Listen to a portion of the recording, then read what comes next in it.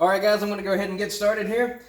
I've already got the water pump taken off here like I've said before. I've got the top end off, and I also don't have this side cover on like the stator cover. I don't have the magneto on or the timing stuff.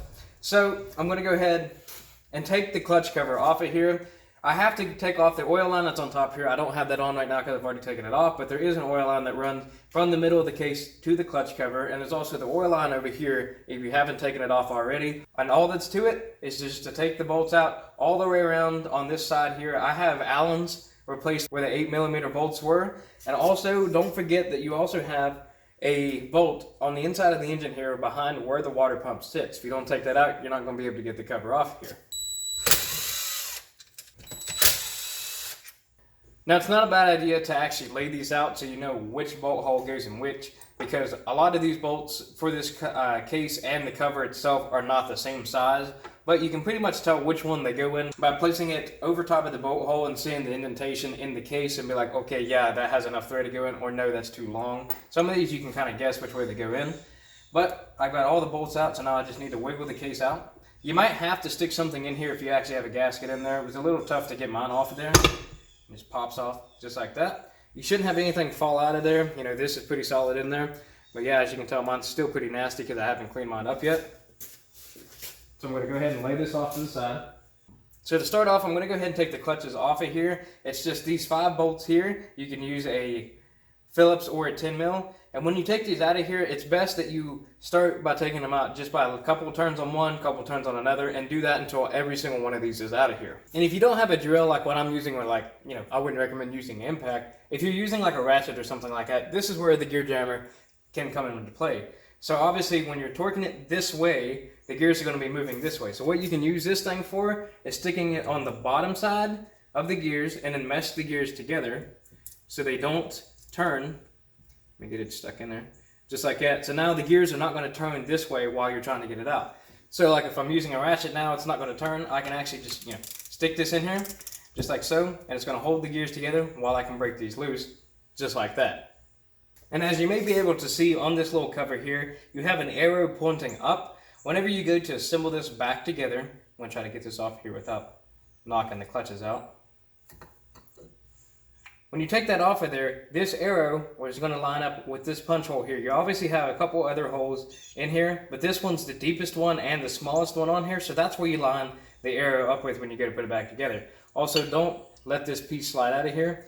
It should come out right in the middle. You should have a washer, and you also have a bearing that sits right below it. So make sure you grab all those pieces. I'm also going to note that I don't know if every four-wheeler does have that washer on it, but mine came with it and I've been using it on there and it hasn't seemed to have an issue. But according to like the diagram on here, it doesn't even seem to show that there's supposed to be one there. But also this is not the manual for the 2001, so I don't know if the 2001s only came with this. Somebody could let me know, but just don't be surprised if you don't see this one on there. Just make sure that the bearing is on there. So I went ahead and got my clutches slipped off of there. I'm going to be reusing mine, so I wanted to make sure that I'm going to be putting these back in the same seat that they were in, because as you can tell, they start wearing just a small groove in there, and if they're too deep of a groove, then that's probably why your clutch might be going bad, or you should probably go ahead and replace it before it does go bad. But I like to keep my clutches going back in the same place that they were in if I'm going to keep them. So whenever I take them out of there, I like to reference where this punch is and the top mark of where the clutches go in at. So whenever I go to take them out, I keep them over here on the table, as you can see here. I keep the arrow pointing upwards, and that top little like mark here, for that one right there, I like to keep that organized so I know what groove that these are supposed to go back in whenever I go to put this back together. Okay, so the next step is to take off the clutch basket here. You're going to have a lock washer on here. I've already bent the tabs up on mine, so I don't have to worry about, you know, putting that on video. But all you have to do is stick like a flathead in there, hammer it in there, and flatten those tabs back out. So the first thing you got to do to get it out, if you don't have an impact, is use your clutch holding tool. So you're going to have to open these up pretty wide so you can get these in there. I have to block the camera for a second here. And just stick them in the teeth and just barely clamp down on them. They do not have to be that tight, just like that. So whenever you go to take these out of here, it's going to be able to hold that basket together. It's a size 30 socket. I'm going to be using a breaker bar to break it loose first. Now with the clutch holding tool on there, I can go ahead and take the breaker bar to it and break it loose. It is helpful if you have somebody to hold the engine down, or if you have a like ATV engine stand to hold it for you. But other than that, this should be able to come right out.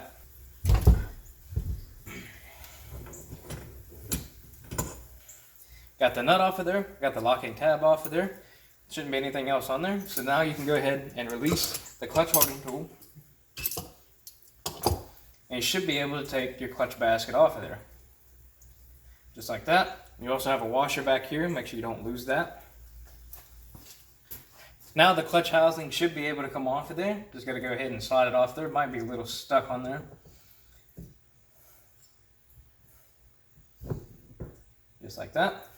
And go ahead and make sure that everything's, still intact back here. Now here's where stuff gets harder if you don't have an impact and you gotta use the little gear jammer. You wanna first start off by taking off this primary gear here, and you gotta bend off the locking tabs just like you did for the clutch holder. I've got mine already been off of there, and then I'm gonna have to use one of the more bigger sockets I have. I don't have any larger metrics than the 32, and the 32 does not fit this. So what I'm using is 1 7/8 inches to fit over top of here. Now, the reason I had to make this gear jammer is because you can't stick anything in here. This area here cut out would not allow the gear jammer to fit in there. So obviously, if I tried to stick it on this side and then torque it the other way, it's just gonna come out. So what I have to do is, cut this piece up and stick it in here, just like so. So now I can break this loose. But this is torqued down to, I think, 110 foot-pounds. So that means that when you're torquing this, you're probably going to lift the engine up. So that's when it's best to have somebody with you or use an impact gun to loosen it up. All right, now that nut's loosened up, we got to go ahead and take the balancer gear off of here, because if we don't, we won't be able to get this nut off here unless you have an impact. So I'm going to be using the gear driver again, except I'm going to be sticking it down here. Again, this one also has a locking tab on it. You got to bend those locking tabs up and then take a 32mm socket on here. And then as you can tell, that gear jammer is going to hold it while I can break this loose. Got the nut off of there. Again, the locking tab. I'm going to set that off to the side. And take off the primary gears nut and locking tab as well. Now I can take off the primary gears here. This is a 2-piece and it does have springs on it, so be careful when you're taking this out. It's also got 2 washers behind it, and it sits on a dowel pin, so you might be dragging those out of there when you pull it off. So there's one of the washers there, and I have the dowel pin as well. So you gotta make sure you get both of the washers. So I have another one still sitting on here. So you got 2 washers there. Now you can take off the counterbalancer gear. Take it off in there. Got the gear, and you've also got a small dowel pin for this one. Make sure you don't lose it. Set it off to the side. Next, I'm going to go ahead and take off the oil pump. The first thing you have to do is take the snap ring off of here so you can get the nylon gear off of there to get the bolts behind it. So you're going to have you a pair of snap ring pliers here. Get that snap ring off. The gear should just slide right off of there, just like so. I'll set that off to the side. Now you have 3 Allens here to take out to get the oil pump off. Now if yours is anything like mine that's been sitting in a while, it's going to be hard to get out of there because it's just stuck. The only way that I've found to actually help pull this out of there is to get something like a screwdriver but putting like some soft tip on it, or anything like a pry bar that might have a softer tip of some sort, and hitting right here on this to knock it one way, and then hitting on the other side to knock it the other way, because the more that you move it back and forth, the more that it's going to actually start coming out of there. So I've already taken mine out of there, but mine is still actually pretty hard to get out. So I'm just going to sit here and rotate mine back and forth until I can get mine to come out.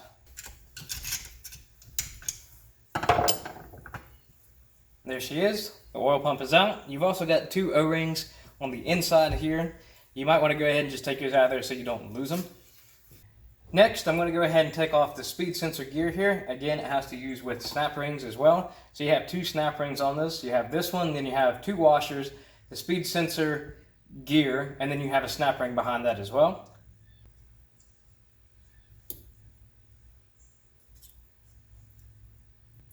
The first washer, you have more of a warp washer here, speed sensor gear, and then you have one more snap ring that you need to take out. Now here's where it kind of gets a little bit tricky to get out, is all this shifting mechanism on this side here. So to get started, what you have to do if you had your shift shaft all the way through and not broken like mine, you would take off your little shifter piece, this piece right here. You got to take that off the shift shaft first, And then what you want to do is go ahead and start knocking that shift shaft out. So all it does is, come straight out. You might have to stick some piece of metal, like circular piece of metal, and start jamming it the way through. I also found that sticking, like once you get this knocked out a little bit, sticking a pair of pliers or something like that, or vice grips on it, and just hitting it to help knock it out. If yours isn't bent like mine was, hopefully it would actually come out a lot easier than mine. But for now, what I'm going to do is just go ahead and pull mine out. Just like that. This will snap off of this stud here. And this also has this little collar here. Make sure you don't lose that little collar that sits on here. And just go ahead and pull your shift shaft out.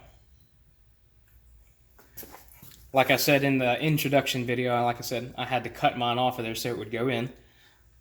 Now for this next step, all you have to do is go ahead and get the spring off of there. Your spring is probably going to be pretty tight if it's not sitting down inside the piece of the shifting mechanism here. So you can go ahead and just grab it with a pair of pliers, pull it off of that, and then you can take the bolt out for this and take out that whole linkage. And for this piece here, you have like a washer that has like a little collar on it that goes inside the piece. You have a bolt and you have a washer on the back side, and this piece shouldn't come apart here. Make sure you got the spring as well. Forgot to mention, on the shift shaft you should have a washer and a collar of some sort. Mine's sitting underneath the spring here, but there is a collar that sits on the shift shaft and a washer. Just make sure you don't lose those. Now this is where it kind of gets a little bit tricky, because of this shift guide here and the shift lever that's behind it. It's got springs in it and little pieces of metal. That's how you shift your gears in here. Well, whenever you go to pull that out of there, there's a chance that it might come apart. So you got to be careful with it. I will show you how to actually put that back together if you accidentally, let it spring apart. But you got to start off by taking the two 10 millimeters off of here. And just for video purposes, I'm going to go ahead and let mine actually fall apart here so I can show you how to put it back together. But see, it's not a big deal if these spring pieces come out of here. Just make sure you have all the pieces here. So you got the little metal pieces that the spring sits inside. You got these two pieces, obviously this, and the shift guide here. And now you have to take out the 12 millimeter like stud here inside the shift segment. And now this should be able to come right off of there just like that. Noting that the little indentation here sits on that little dowel pin there. Now that you got all of this off of here, again, I've already got the other side off of here. I no longer have the magnet or anything like that on here. Now it's time to go ahead and split the case. The first thing you got to do is go ahead and take off all of the bolts that are on the outside of the case here. You got a couple on this side, and you also have some on the other side. Just make sure that you mark where these like little wire holders are, so you can put those back in the respective holes, so when you go to actually put your wires back on, you have something to actually hold them down.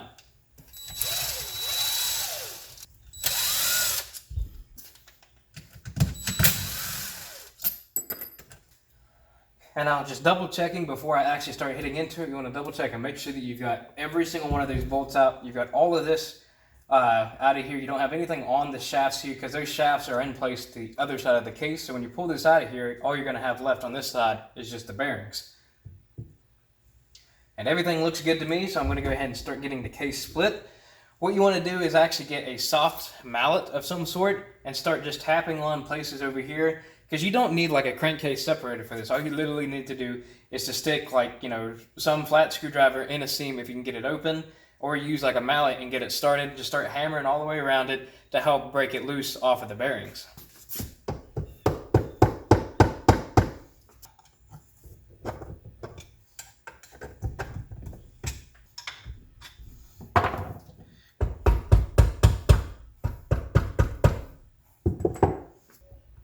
There we go. She's slowly starting to come off there. I'm just trying to go easy so I don't knock any of the transmission gears off of there. There we go. There's half of the case. So the first thing that I'm going to go ahead and start off with is taking off the shift fork that's labeled C. That's the one in front here. You can start by either just pulling it out or pulling the slide out for it.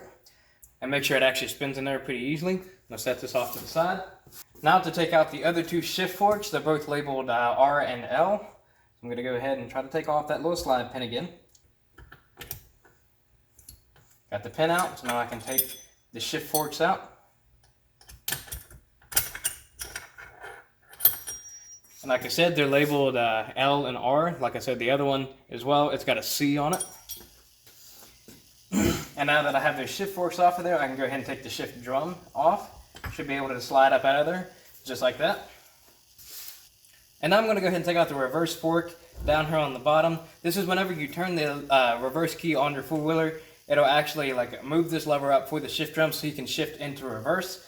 And before you do that, you have to take out the hex bolt on the other side. So whenever you're rotating the engine over, you know, to get to that bolt, make sure that you don't tip this over because all of the gears are going to fly out of there.